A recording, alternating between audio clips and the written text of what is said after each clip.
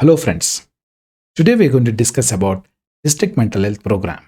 I am Dr. Suresh Padadmat, Professor of Psychiatry, Head of Telemedicine Center, Head of Forensic Psychiatry Unit, working at NIMHANS, Bangalore. Before I start my presentation, I would like to have a disclaimer. This presentation is for academic purpose only.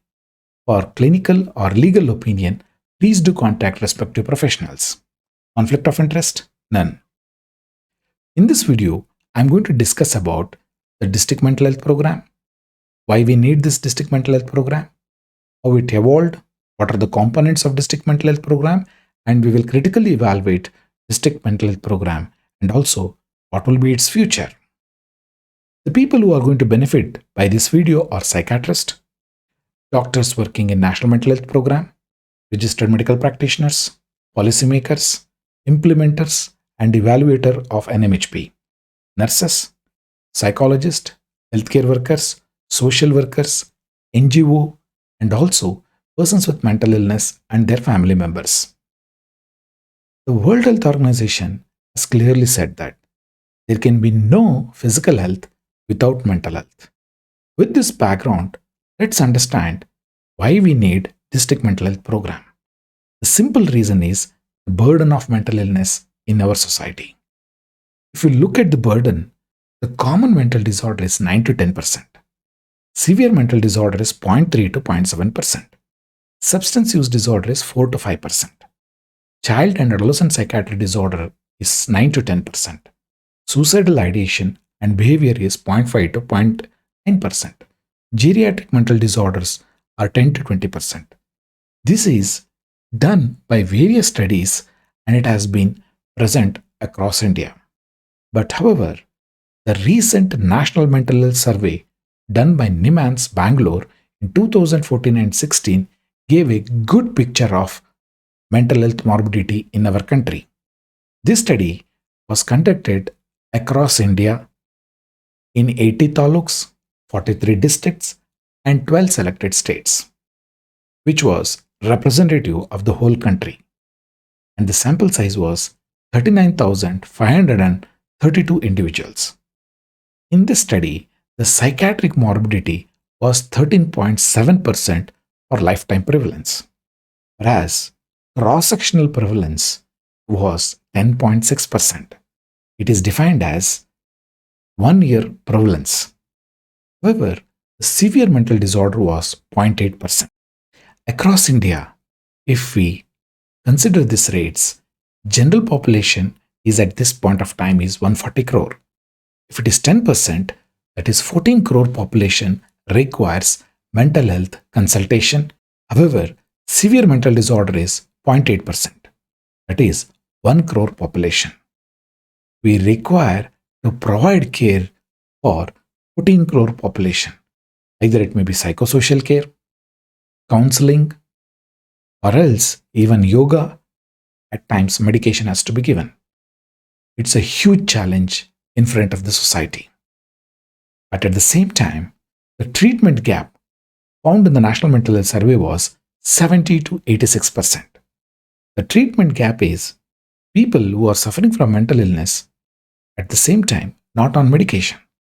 Means 70 to 86% of the population who is suffering from mental illness were not on treatment.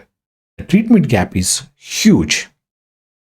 On the other hand, in 2019, another interesting study was published by Government of India. That is National Survey on Extent and Pattern of Substance Use in India. This study was carried out by Ministry of Social Justice and Empowerment under the Government of India, and it was executed by All India Institute of Medical Sciences, New Delhi, and this was done by Atul Ambekar and his team. This was one of the largest study in the world. 2 lakh household survey was done. 186 districts in the country were included. So 4,73,569 individuals were assessed. And the study results are stunning.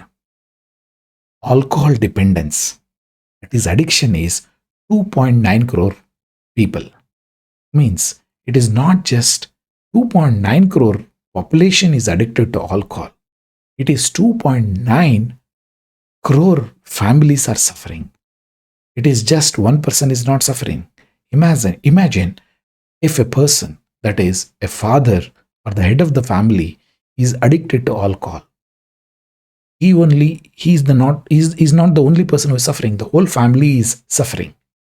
Cannabis. 25 lakh people are dependent on cannabis. Again, it is not 25 individuals.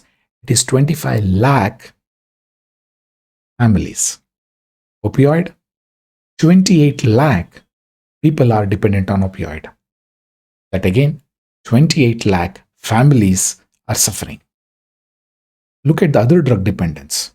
10 lakh cocaine, 8 lakh amphetamine, 12 lakh hallucinogens, and 7 lakh inhalant users in children. These are all just number, not users. They are all dependents, that is addicted. At the same time, death by suicide in India is also creating huge problem. It has become a public health problem. The reason being is National Crime Records Bureau has clearly said in 2019, 1,39,123 people are death by suicide. These are not small numbers. 1,39,123 deaths by suicide. Every day, 381 deaths by suicide. Every hour, 16 deaths by suicide. Approximately for every 225 seconds, there will be one death by suicide. Students, death by suicide. Look at the numbers. Every day, 28 students, death by suicide is seen. Attempted suicide. For every death by suicide, there will be at least 20 attempted suicide cases. That is, the World Health Organization has estimated. For our population, it is approximately 28 lakh people attempt to commit suicide, but they fail. Next important is chronic medical illness and mental illness.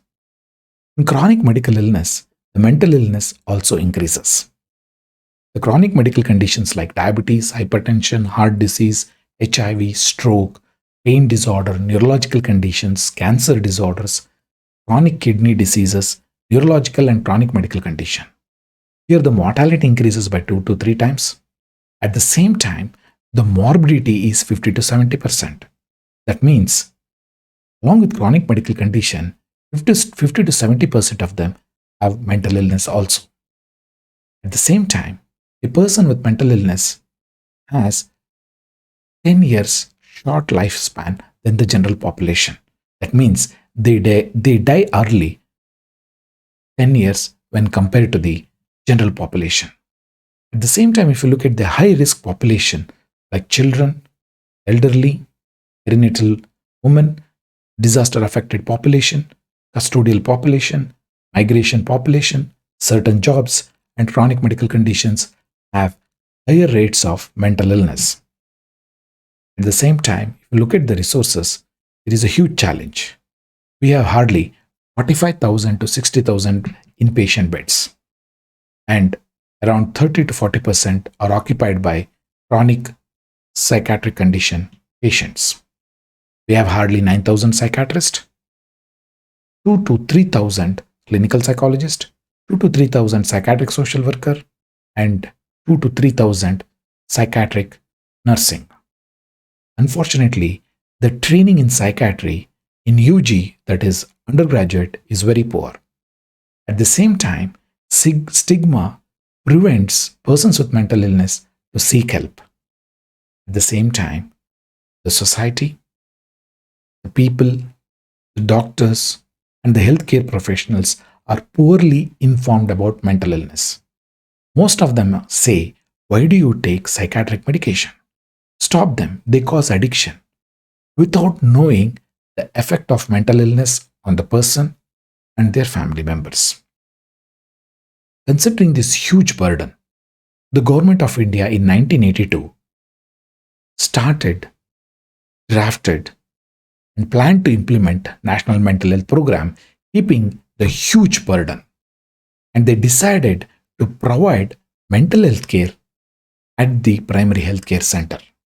This was an amazing vision done under National Mental Health Program in 1982.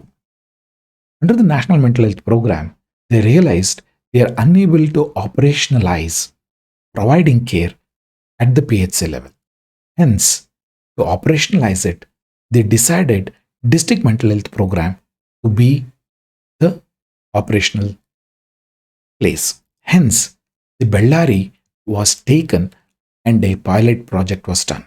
That is called as Bellary model of district mental health program. This was done between 1984 and 1990. The Bellary model was highly successful. Hence, the DMHP started at that time. So, DMHP is considered as operational wing or operational arm of National Mental Health Program. In simple words, we can call as DMHP is the engine for National Mental Health Program. If you look at the evolution of District Mental Health Program, 1982 to 85, we had Bellary model, which was planned, evolved. 96 to 97, first 4 districts DMHP was started. By 2001 to 2002, 27 districts. Later, the DMHP was implemented across almost all districts. At present, there are 741 districts in the country. As per the reports, the financial aid has been granted by the central government almost all districts. But however, in the past 2 to 3 years, there are new districts have been formed.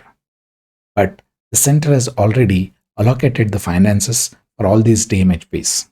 It is now the state has to take the proactive step, utilize these funds, at the same time support the district mental health program. The district mental health program was basically formulated by Ministry of Health and Family Welfare as a part of National Mental Health Program. If you look at this, almost the districts have slowly increased. Now, almost all districts have been sanctioned with district mental health program. Now, let's understand what is the difference between NMHP and DMHP, that is National Mental Health Program and District Mental Health Program. If you take National Mental Health Program is an umbrella term under which there is District Mental Health Program, there is Taluk Mental Health Program, there is Urban Mental Health Program, Human Resources Planning, Central Mental Health Authority and State Mental Health Authority financing, IEC activities, training and research, PPP model, that is private-public partnership models, and monitoring and evaluation. All these forms National Mental Health Program. District Mental Health Program is a component of National Mental Health Program. Let's understand District Mental Health Program. The objective of District Mental Health Program was early detection and treatment, training, that is imparting short-term training to PHC, healthcare workers, nurses, ASHAs, ANMs, Anganwadi and others in identifying and referring the cases. At the same time, IEC were prepared for public awareness generation so that community participation increases. At the same time, monitoring for simple record keeping was also planned. Let's understand various components of District Mental Health Program. The District Mental Health Program envisages provision of basic mental health care services at the community level. Service provision of mental health outpatient and inpatient services. At least 10 beds to be earmarked at every district hospitals. At the same time, outreach camps or outreach component or satellite clinics for 4 satellite clinics for every month has to be planned by DMHP at every taluk or PHC level. At the same time, targeted interventions such as life skills education, counseling in schools, college counseling services, workplace stress management, suicide prevention, and stress management for general population. So these were the targeted intervention, and also the central government has given some amount of liberty for the state to come with innovative ideas and start targeted intervention. Sensitization and training of health personnel at the district, sub-districts and PHC level. awareness camps for dissemination of awareness regarding mental illness, related stigma, removing discrimination, involving local faith healers and healer teachers, leaders, and panchayat members. This is very essential. Not only this, because of DMHP, there are various Dawa Dua programs started, basically involving faith healers and religious leaders. It was well successfully noted in Erwadi, at the same time in Gujarat, and even in Karnataka in Murgamala. So here, the allopathy medications along with the religious ceremonies and rituals are conducted.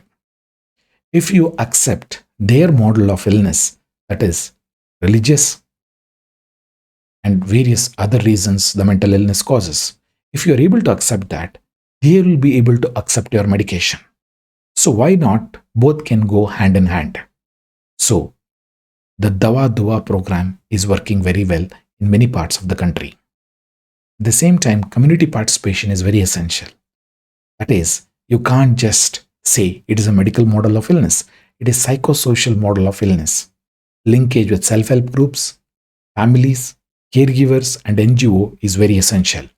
Sensitization of enforcement officials, that is with regard to judiciary, polices, advocates, with regard to Mental Health Care Act is very essential component. If you look at the strategic plan starts with providing sustainable mental health services to the community and integrate with other services.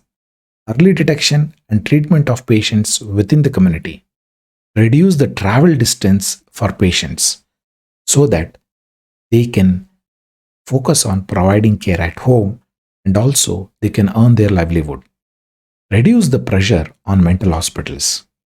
Reducing stigma towards mental illness through attitude change and public education. Treat and rehabilitate the patients discharged from mental hospitals within the community. See, this strategic plan was thought long back. That was during 1984.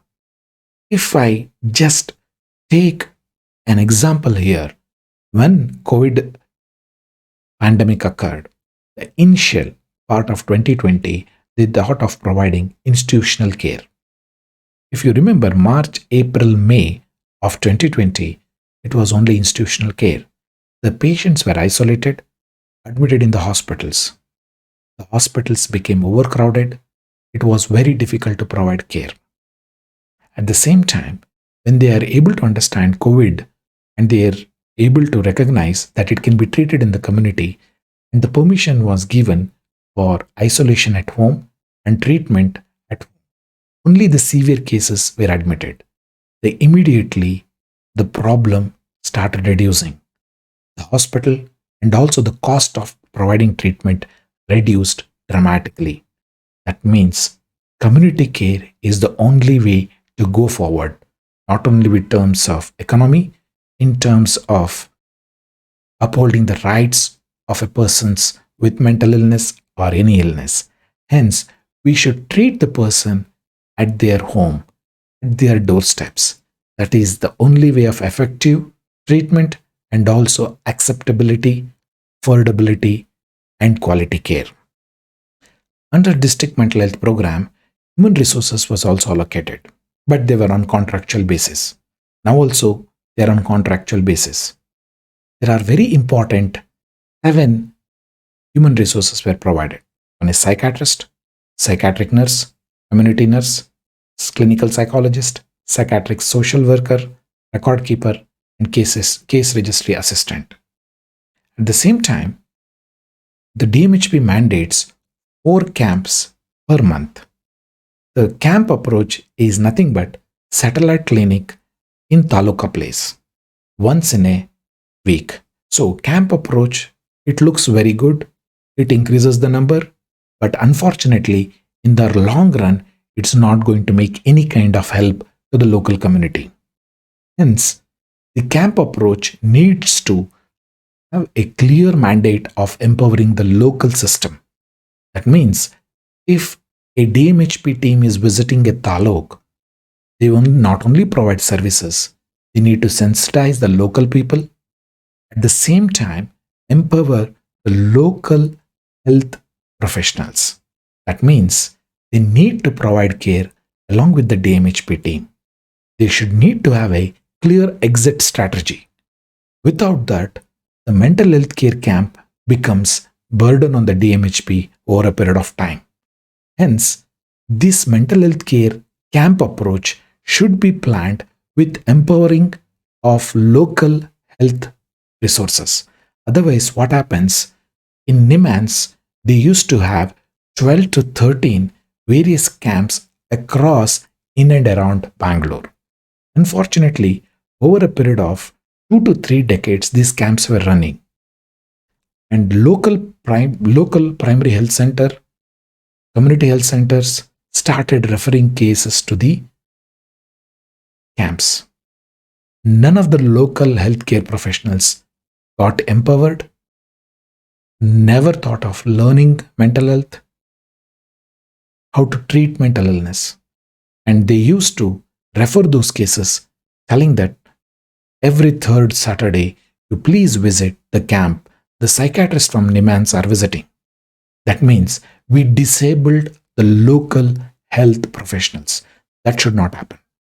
The camp approach should plan with empowering the local people. That means every camp should have the PHC health professionals working in the camp so that the patient sees my doctor is there in this camp. I can take treatment from my doctor. At the same time, the PHC doctors not only sees the case, discusses the case with the psychiatrist and gets hands-on skills during provision of care. Hence, the camp approach should have a planned exit. Once you finish this taluk and you have trained all the health professionals in the taluk over a period of 2 to 3 years, move to the next taluk. In this way, you can complete almost all taluks within a period of 8 to 10 years in the district. With this, you are empowered the local people, general population, at the same time PHCs and CHCs and the wellness centers. At the same time, organizing mental health care is a challenge. You need to have a good team, collaborating with the local psychiatrist, other healthcare professionals, physicians. Training of your team and the PHC team is very essential. Satellite clinic, once a week which you are doing, need to have a clear plan of empowering the local people. Disability camp for providing disability certificates. At the same time, how to assess disability should be taught to the primary healthcare doctor. Availability of medicine continuously across the year has to be taken care. Supporting your team and collecting data is very essential for continuous monitoring and implementing the DMHP. School, college suicide program has to be planned and implemented. Other activities like stress management, family therapy, marital therapy, life skills training to school teachers, disaster management. If there is floods in certain districts, the DMHP team should take a note of it and start doing disaster management. Not only that, you have to plan for disaster management during the non-disaster situation so that you can plan it and implement as soon as the disaster strikes. Decreasing stigma activities, increasing the awareness regarding mental illness is very essential. For that, radio program, TV program, newspaper awareness program should be planned. At the same time, use local yoga, meditation, and other self-help groups to provide care. The very essential component of DMHP is team management. The team management matters a lot. The other innovative programs which have been found helpful, especially from Karnataka, is Tele-mentoring and monitoring project. This was an innovative project formed by Dr. N. Manjunath of NIMHANS. He came up with the idea of hub and spoke model. Along with this, he started Tele-mentoring. Tele-mentoring the psychiatrist. This psychiatrist will provide training to the PHC doctor through SDP model, that is specialist doctor patient model. The PHC doctor, while he is seeing his patient, the psychiatrist at the DMHP will sit along with the PHC doctor through telemedicine, and he will train the PHC doctor. Like out of 10 patients, if he sees, invariably 3 to 4 of them will have comorbid psychiatric condition. Identifying them, giving medication to them plays a very important role in telementoring and monitoring, and this is very essential during pandemic. Hence, this one of the telementoring and monitoring project got an innovative award under the public health category at the national level. At the same time, the same Dr. N. Manjunath also came up with on-consultation training. On-consultation training is basically the PHC doctor or primary care doctor, while he is treating his patients in his PHC, he undergoes training through telemedicine. This has principles of adult learning because the PCD doctor is able to recognize mental illness in his own set of patients which he had missed for many decades. It is a bottom-up approach. And the pilot phase was begun in 2016 at Mandya. It was a huge successful program. Because of this program, Karnataka state government gave a budget to implement telementoring and monitoring program across Karnataka through DMHP teams. This is clinical schedule for psychiatry version 2.1 and now it is already 2.3. This is used for training PCD doctors, that is primary care doctors, in asking simple questions. Within 5 minutes, they will be able to assess, diagnose, and give medication. The important other one step of DMHP is care at doorsteps. This was rolled out in Ramnagaram of Karnataka. Ramnagaram is the same place where Sholay movie shooting was done. Here, in this care at doorsteps, a persons with severe mental disorders like schizophrenia, bipolar affective disorders are registered and monitored for every month whether they are coming for follow-up and taking medication. If they don't come for 1 or 2 months, a message will be sent to the mobile phone. And even if they don't come after the messages, a phone call will be made. In spite of the phone call, if they don't come, home visit will be carried out by the community health nurse and the social worker. If they are acceptable, the medicines will be delivered at the doorsteps and they will be requested to come for follow-up at the DMHP or PHC of the nearest place. And this has shown to be very useful, and 95% of the general population along with the persons with mental illness and their family accepted it. Whereas 5% of the families were worried about stigma and they did not wanted home visit by the DMHP team. This is how the care at doorsteps are done. Registered SMDs, that is severe mental disorder cases. If they don't come for follow-up, messages are sent first, phone calls will be made. If they don't come, home visit will be done. But these are all done with prior informed consent so that the privacy of the persons with mental illness is not violated. Silver lining of DMHP, because DMHP has been criticized by many people, but however, there's a lot of positive things in district mental health program. First and the foremost, it is the first non-communicable national health program in India. In spite, there are psychiatrists who are very less in the early part. Now, in almost all DMHPs, the psychiatrists are available. As per the recent report, 55 to 60% of the DMHP has psychiatrists. Earlier, there were no diagnosis or diagnostic criteria were available. Now, the diagnostic criteria are very clear. DMHP is not looking at with one disorder. It looks psychiatric illness as a spectrum. Almost a bundle of illnesses are treated here. The spectrum of all psychiatric disorders are taken care. Not unlike communicable disorders where tuberculosis is the only disorder taken care, or as leprosy is the only disorder taken care. They are all individual disorder. Whereas DMHP, that is under National Mental Health Program, it is the gamut of mental illness and mental distress are addressed here.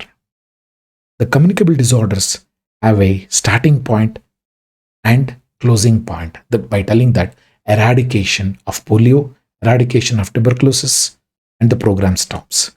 Whereas National Mental Health Program is a progressive prospective program in increasing the mental health and wellness of the society. Hence, many a time the treatment is long, psychosocial interventions are required, essential psychotropic medications has to be given for longer duration, and it is whom to whom, not just a specific group.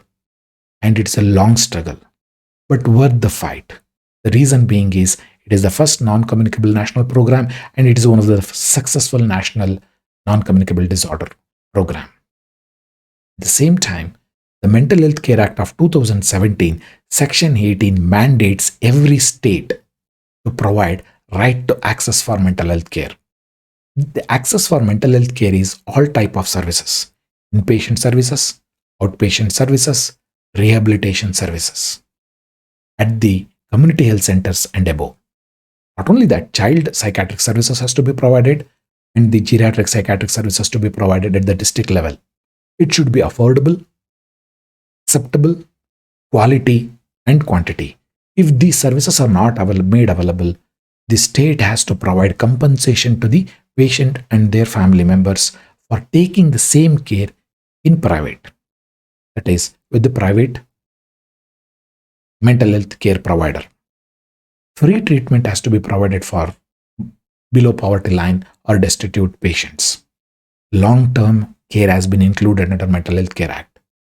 Not only the policy or the program, mental health legislation also makes mandate for the state to provide care. We are now at the crossroad.